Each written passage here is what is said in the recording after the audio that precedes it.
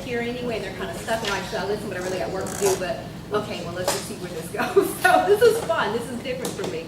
I was really excited when they asked me to talk about this topic, because whether we realize it or not, it's something that we're all going to deal with at some point in our entrepreneurial careers. So how many of you have been guilty? You are the cause of a stalled startup. So how many of you? 60, 70. Be honest. All right, I see a bunch of hands over here. The bags. How many of you have ever been on the other side of a stalled startup? You know, maybe you were doing contract work for a startup and then things just fizzled out, or maybe, unfortunately, you had hired a startup. I see Francine's hand over there. Hired somebody, and the next thing you know, they're out of business, and you didn't even get what you paid for. That really sucks. And it happens to the best of us. It really does. And if it hasn't happened to you yet, as my mama would say, just keep living, because it will. So, as I look at my life, you know, sometimes it's felt like one great big stalled startup. But let me just tell you a little bit about me, and let's see. I was trying to figure out where the best place to stand is on the stage. And you know, I don't want to take that chunk. I'd love for this video to go viral, but not because I fell off the stage. Because that would not be cute. So this is me about 3rd grade, and that medal around my neck, as you probably figured out, is not for track. I was kind of a geeky little kid, and that medal was actually for the reading Olympics. Ooh. That was about the best that I could do. But you know, I was a nerd, but I wasn't your typical nerd. I was a social hybrid nerd.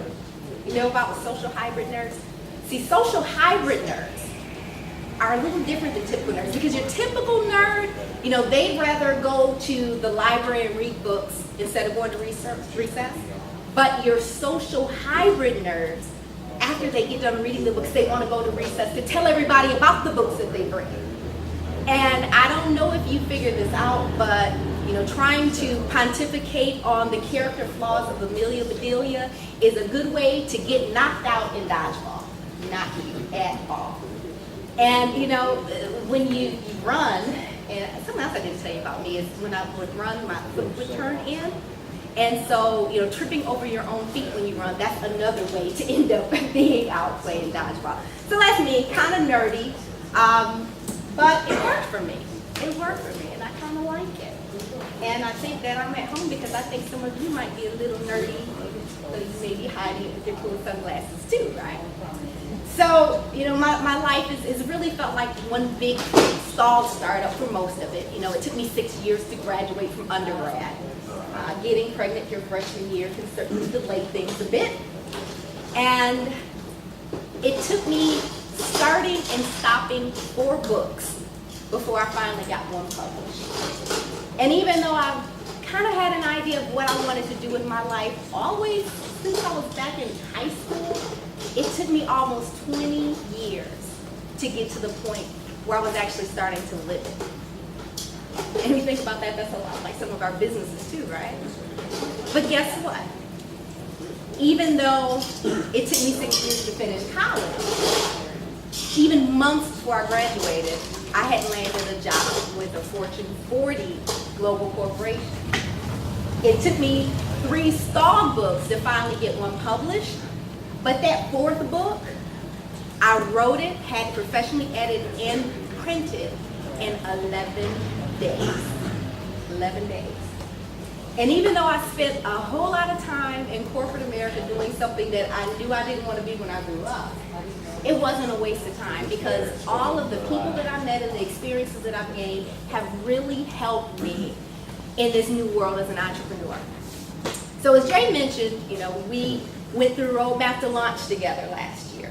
And Francine was just a fantastic mentor, and I was so on fire because I'm like, you know what, I love coaching, but this trading dollars for hours thing is not working anymore. And I need something scalable. I need to make more money. I don't want to just sit on the phone with people all day. We need to do more. We need to help more people.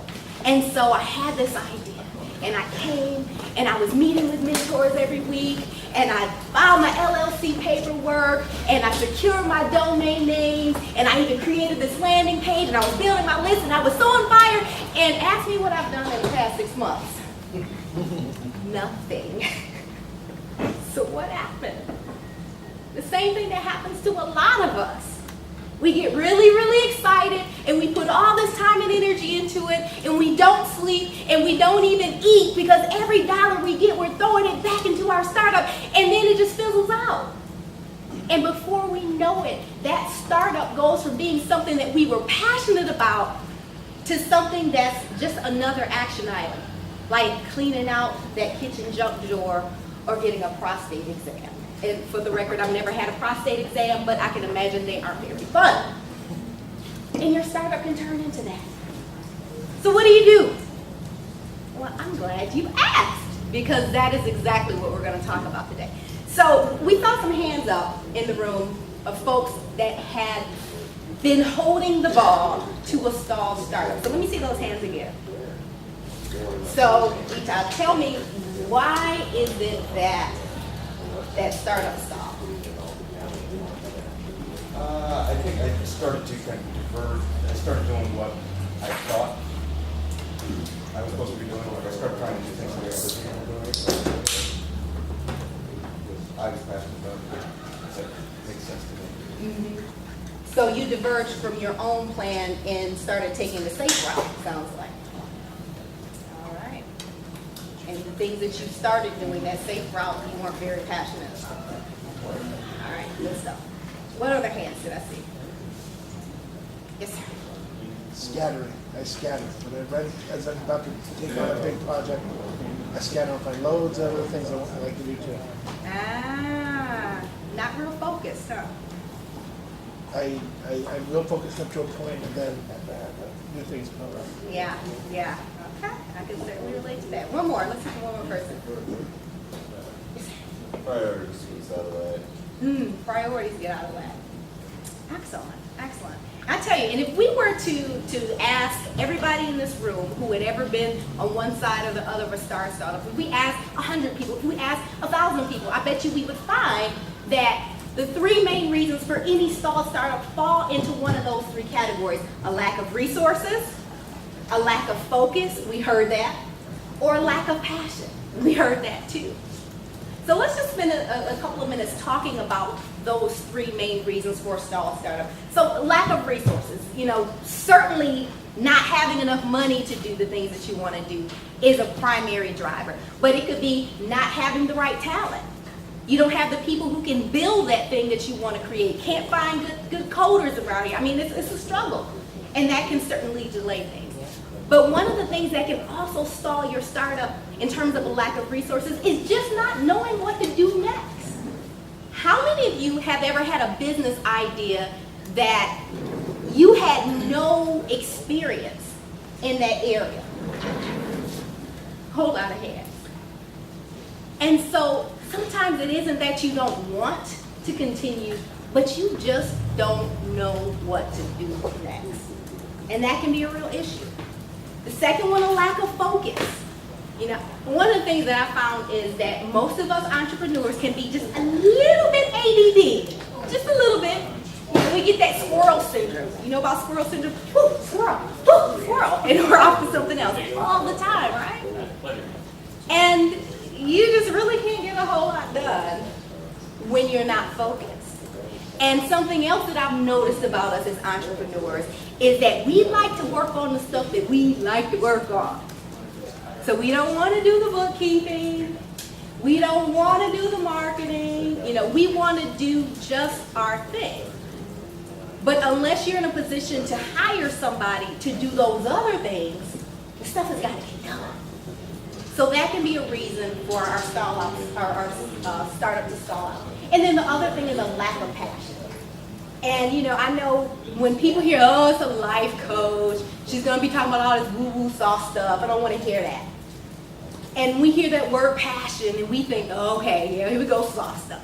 But let me tell you, when stuff isn't going right and you don't have any money, it is passion that is going to keep you going.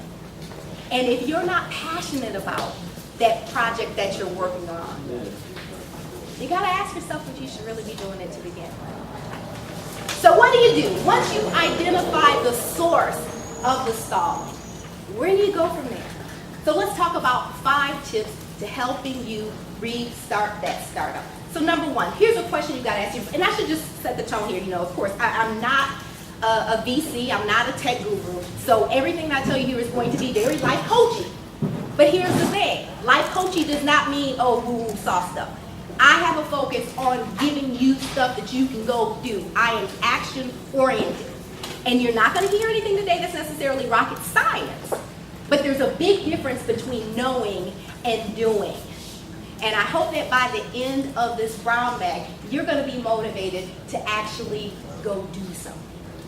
And even if this isn't a situation that you find yourself in right now, again, we're connected to a lot of startups, either clients or people that we're working with, our customers, you know, people that we've hired, or even our friends. And you may be able to give them some of these tips to help them move forward.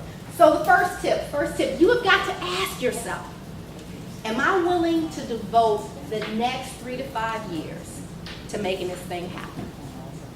You're like, 3 to 5 years? I don't know if I can commit to anything for 3 to 5 years. It's one of the reasons I'm not married, you know? But if you can't say that you're passionate enough about it, that you believe it's important enough about it, that you'd be willing to commit that much time to it, then again, ask yourself if it's really something that you should be doing. How many of you come up with random business ideas all the time? Yeah, we all do. But just because you come up with an idea doesn't mean that you're the person to move it forward. But then we're afraid. Well, if I don't do it and somebody else does it, and then what if they get rich off of it, and then I didn't do it, and then I'm going to be kicking myself for the rest of my life. Well, guess what? If they carry that idea forward because they actually were passionate about it, chances are if they make that $1 million, $1 billion, you probably wouldn't have even done that, been that successful, even if you had done it, because you didn't have the same passion about it that they did. So be willing to let some ideas go. Know the difference between a good idea and an idea worth pursuing.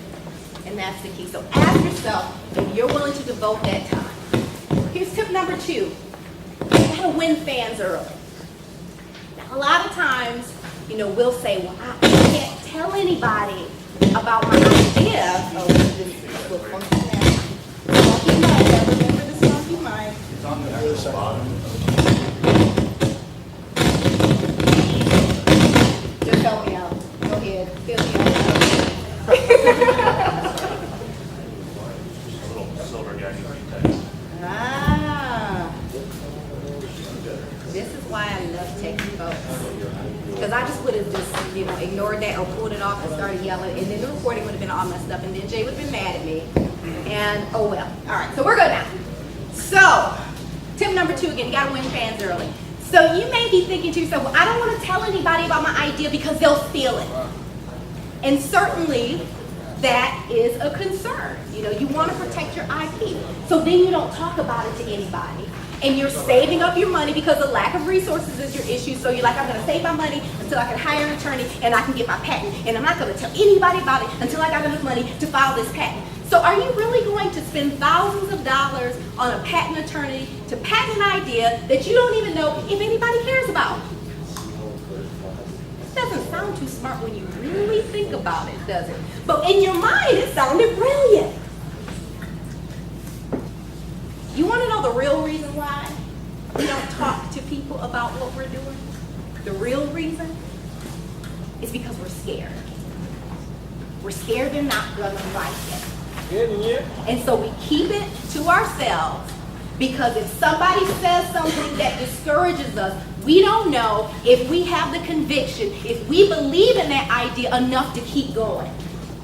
And here's the thing, if you don't believe in it enough to keep going, even if other folks don't get it, then you probably don't believe in it enough to stick with it. I love that sign in the hall down there that says, nobody's going to steal your idea. They're coming up with better ones. So I'm not saying blab it all to the world, but find some people that you can keep close to the vest. People who are actually in that target market that you're going after, because if they're not, it doesn't matter if your grandma understand it. You're not going after her. But find some people that you can trust who are actually your ideal market. I mean, basically startup stuff, right? But how many of us are really doing it?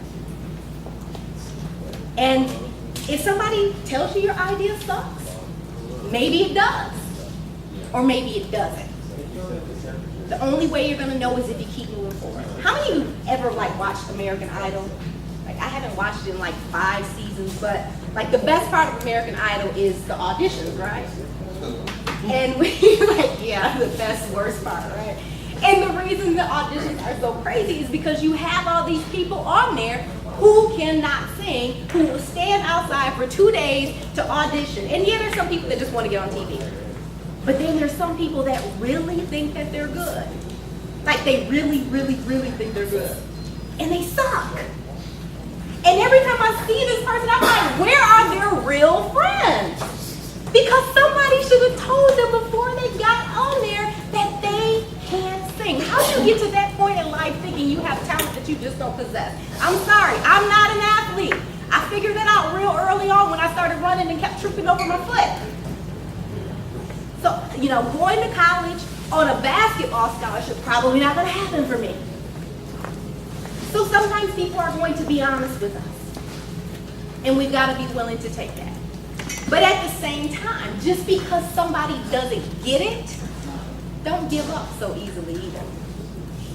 Now, I always think about Sarah Blakely. Anybody know who Sarah Blakely is? Spanx.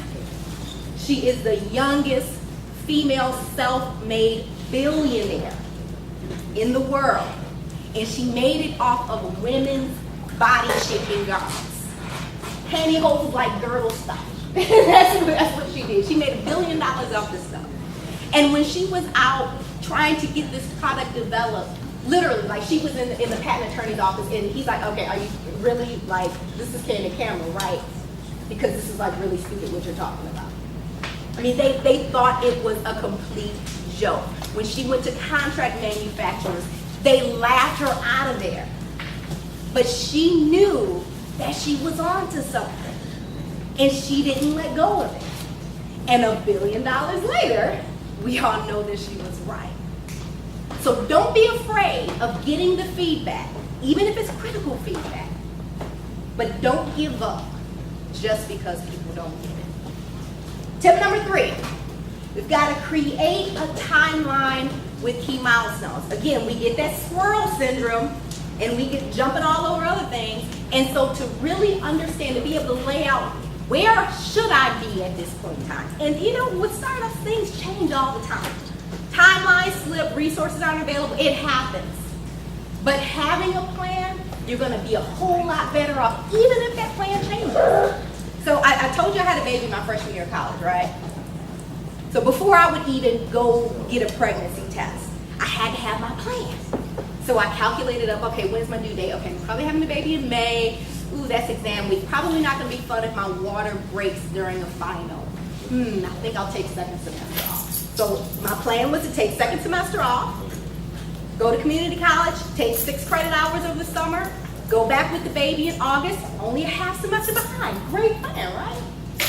Had the baby in May, registered for the classes in June, didn't have transportation, had to drop the classes, did go back to college in August, but not that August. It took a whole nother year before I was able to go back. So it didn't go the way that I planned. But had I not had that plan in front of me, chances are I never would have went back to school. So I would have gotten comfortable and just gotten a real job and, you know, bought some stuff that then kept me chained down to a job to where I couldn't even go back and do what I wanted to do. So don't be afraid of writing down the plan. If the plan changes, so what? But at least you've got a roadmap. At least you know this is where I'm trying to be at this point in time. Because if you don't do it, you're probably just gonna keep spinning your wheels. Tip number 4, give yourself weekly performance reviews. Now, how many of you have ever worked for anybody else? Not everybody, right? So when you work for somebody else, every so often, every 6 months, every 12 months, you go in to your boss for a performance review. They tell you what you're doing right, they tell you what you're doing not so right, and if the not so right outweighs the right, chances are you're not gonna have a job much longer. But then when we start working for ourselves, we get excited because we're free. We can do what we want to do. I can, work till 4 in the morning. I can sleep till noon. I can work on Sunday. I can take a vacation day whenever I want to. I can do whatever I want because there's nobody here to tell me otherwise. But that freedom can be a blessing and a curse. And so we've got to add some structure into our day. So, I mean, even if you're all over the place, you pretty much know if you're a morning person or if you're a night person. So try to have some set hours that you work. If you're a night person, okay, let your cutoff time be 3 in the morning and you start working the next day at noon. That's fine, as long as it works for whatever you're doing. But have set times, set office hours, and literally clock in so that you stay focused. There's a tool that I created for my clients and I started using myself. And really what it helped me to do is to be able to build in that feedback every day. So, I'll look at, and this goes back to looking at your timeline and your milestones. If you know everything that you want to accomplish for the year, then take that and back it up. Back it up by quarter, back it up by month, back it up by week, back it up by day. And so then to be able to use that tool and to know this is what I need to be working on this day, this week, this month, opposed to just waking up and saying, what do I feel like doing today? Well, I feel like doing the fun stuff. But the fun stuff may not be making you any money. The fun stuff may not be moving your business forward.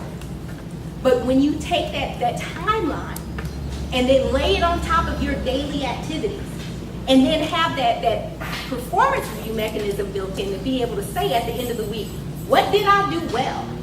What did I not do so good? And for next week, what needs to change? And you've got to be able to have those conversations with yourself on a regular basis. Because if you don't, you'll think everything is going great until you pull up your bank account and there's nothing in there. And you're sleeping in your car. And that's not so fun. So let's not let it get there. And give yourself those weekly performance reviews every single week. And that tool that I was talking about, it's literally just a Word document. And you can tweak it and change it however you want. You put your daily schedule on there, 3 most important things for you to accomplish. And then there's a feedback mechanism. So, do it in the morning, do it at night. And if you like that, just write down your email address on a piece of paper and I'll send it to you. So ready for tip number 5? You gotta make this thing bigger than you. Make it bigger than you. I wrote a blog post a couple of weeks ago called Who Wins When You Win? And it's really easy to just get complacent. And most of us are not, if we're honest with ourselves, most of us are not driven by money. We enjoy this thing. We enjoy the risks. We enjoy, the complexity of what we're doing, the adventure. And so it's really easy if we're not really succeeding because we'll just say, oh, well, we'll just try again next time. And we'll do better at that. But ask yourself, whose destiny is connected to yours? If you do well, who's coming along for the ride?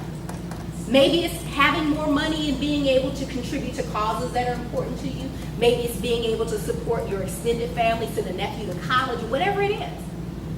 Or maybe your success is going to be that example that somebody else needs so that they realize that they can do it too. But if they see you fail time after time after time again, if they see you not being committed to yourself with what you said you were going to do, then they'll think this entrepreneurship thing is too hard. And say, well, if he's not succeeding as many years as he's been doing it, then why should I think I should succeed? Because he's a lot smarter than I am. So if he can't make it work, then I can't make it work. And so then they stay stuck in that job that they hate.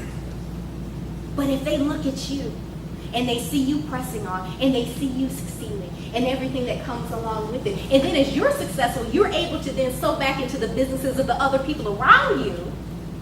And now the lack of resources is not an issue for them because you're able to support businesses that you believe in. Isn't that worth it? So you could walk away from this thing if it was just about you. You could be lazy if it was just about you. But when you think about who else is depending on you to succeed, when you think about who else wins when you win, you gotta step up your game. Serious. There are too many people who are counting on you. when you look at Twitter, I'm sure that the founders of Twitter did not know that that little vehicle, that's what you want to call it, would be something that would spark revolutions around the world. Just thought it'd be kind of cool if we could talk to each other in the office. And look where it went. So how are you going to change the world with what you do? Or who are you going to be able to sow into that allows them to change the world? Because you may not think your business idea is that spectacular, is going to have that big of an impact, but what will it allow you to do that is a big deal? Let that motivate you. And if passion is a resource that you're lacking right now, when you're able to answer that question of who wins when you win, then you'll find that that passion is back. And if you can't answer that question, then again, maybe you shouldn't be working on it. So let's just say you've decided, yep, I really want to do this thing. I'm recommitting to my startup. Now where do you go from here? So something really simple I want you to do. We're not going to overcomplicate this. You know, when you get some time this week, I want you just to basically take a piece of paper, fold it in columns, and on one side of the paper, literally write down, why did my startup stall? You know, identify all those reasons. What were you lacking? Was the passion gone? Did you not have the resources that you needed? You know, were you not maybe as disciplined or as diligent as you needed to be? List all the reasons. I don't care if there are 2 reasons or 102. List them all. And on the other side of that paper, maybe you need to go to the back, maybe you need a second or third piece, doesn't matter. On the other side of that column, write down, what are you going to do differently this time? Because again, we get excited, we get passionate, we say, yep, we're back. I'm gonna change the world, my startup is important. And then life happens, let's just be honest. And so when you identify what you're going to do differently this time, and don't just put this in the kitchen junk drawer, keep it out. Look at it all the time. Use this to guide you as you look at your daily and weekly activities to make sure that you're not falling back into the same path. But remember that our businesses are so much bigger than our own wants and needs. And so we owe it to ourselves, we owe it to everybody around us, we owe it to people who are going to come behind us to give it our all.